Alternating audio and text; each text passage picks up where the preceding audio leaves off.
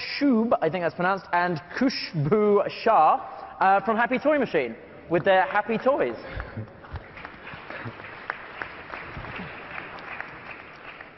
Hi, everybody. I'm Scott, and this is Khushbu, and I wanted to thank everybody who voted for us in the audience choice. These are my props.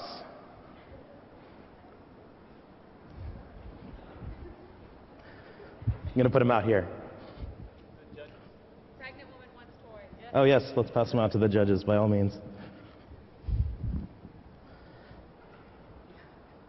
So our website is called Happy Toy Machine.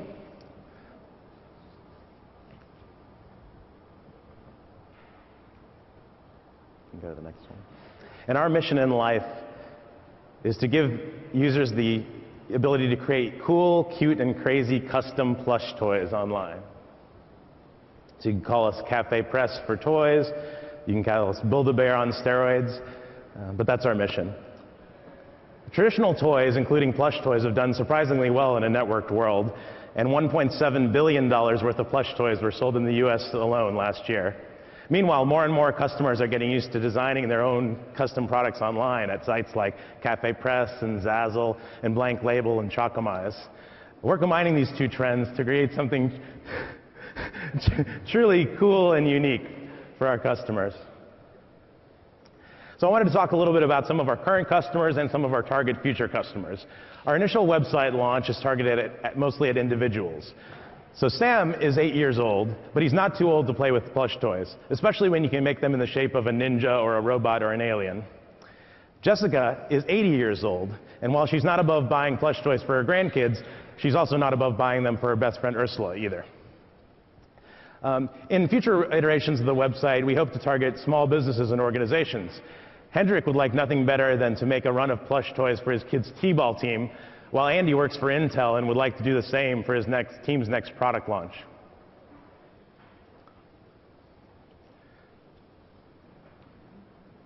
So we're going to do a short demo.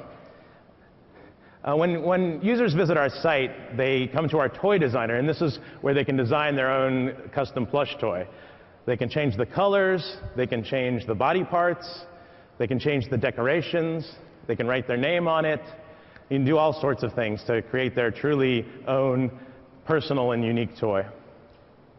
But the really cool thing is that when you're done making your toy online, you can press Build It, and we actually manufacture the toy, physically manufacture the toy and send it to you. You see some of the samples littered about up here. You can see here a video of just some of the things going on in our factory. And this is the really, really cool part. This is the secret sauce that, above all else, enables us to truly make a unique and custom experience for our customers. So here's a word from our customers. Happy Toy Machine. Happy Toy Machine. Happy Toy Machine. Happy Toy Machine. Happy Toy Machine. Thanks a lot. All right, that was Happy Toy Machine. I like this guy. All right, so judges, any questions about Happy Toy Machine? How much on average are the products? So we have two sizes. The small size you see here is $30, and the larger size you see sitting over there is about $50. And it's all you can eat pricing, so that includes any features or embroidery that you care to put on it. And how does that compare to, so if you look at, we always compare ourselves to Build-A-Bear, and so that's $30 is roughly the same as a Build-A-Bear toy, and we offer a lot more customization options. So strangely enough, in a previous life, I was a toy designer, and in the invention community. And if you learn anything, it's just the Barbie model, right? The Barbie's at cost, and it's what you build around it. So I'm surprised in a custom bear, you're not doing custom stuff for the bear, or is that kind of where you're going next? That's where we're going once we can hire a couple more programmers. Gotcha. how do you get customers? How do you, I mean, it's expensive to get a brand out there like this, direct to customers, outside of going direct to businesses. How are you finding customers? Right, so in the early stages, and again, we're just getting off the ground, we've done it with word of mouth. Now, that alone may not scale the business. We're looking at doing things down the line once we get established a little bit, like for instance partnering with somebody where we can plug our back end into their front end. For instance, if they have a video game with a lot of traffic but nobody's paying for it, and we can help solve their problem and they can help solve our problem. Yeah, So. I was wondering, like, almost as a platform where they can come up with their own art and you just print.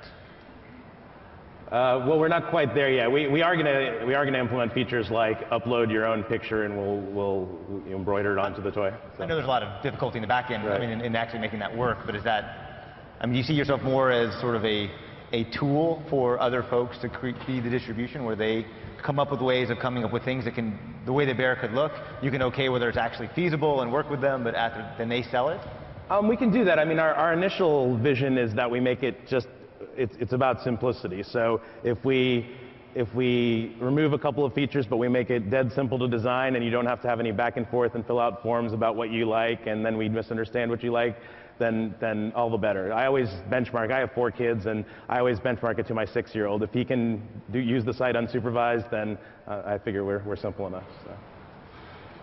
All right, any more? Is the uniqueness the process where you can take someone where they can build very easily, and then you can manufacture with very few people, or is that sort of the? Right. So it's in the process. So basically, we've automated as much of especially the design process, but also some of the back end process where we've developed software that can basically massage the inputs into the outputs that our machines are expecting, for instance. And so we can, reduce the manual part of the process to as little as possible. So why toys versus like furniture or other areas that may have higher margins? So maybe it's just my experience because dad of 4, but when I looked at going into kind of a custom manufacturing, and I kind of came at it from the technology side, and then I looked at my kit, I said, well, let's not try to convince people to design something that they're not already designing. And then when I looked and I saw my kids are going on, Disney.com or Nick Jr. and they're making these characters, hey, what if we could suck that out of the computer and give it to them? And of course, when I brought it up to them, they thought it was a great idea. So. Could you use it though? Because I know, like for example, MakerBot and the 3D printing has become unbelievably huge for corporate purposes. Is there a business use? Right. So we did explore also plastic toys, and if we go that way in the future, then that could be one way to do it. So.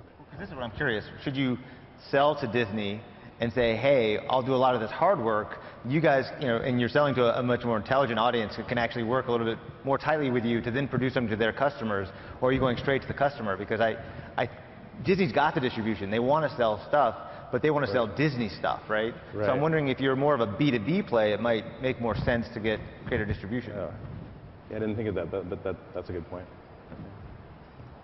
Very cool. Okay, congratulations. Thanks. Yeah. Okay, well, that was Happy Toy Machine. That was the Startup Alley audience choice, so congratulations for making it through this far. Congratulations to those who managed to catch little plush toys as well. And that brings us to the end of today's session, and it brings us to the end of the whole event for today. So let's get one more round of applause for all of our fabulous judges. Thank you guys for sticking around. I know we're running late today, but yeah, some amazing companies right at the end, so worth sticking around for. And then let me hand you back to Eric. Yeah, so there's an after party tonight hosted by Media Temple.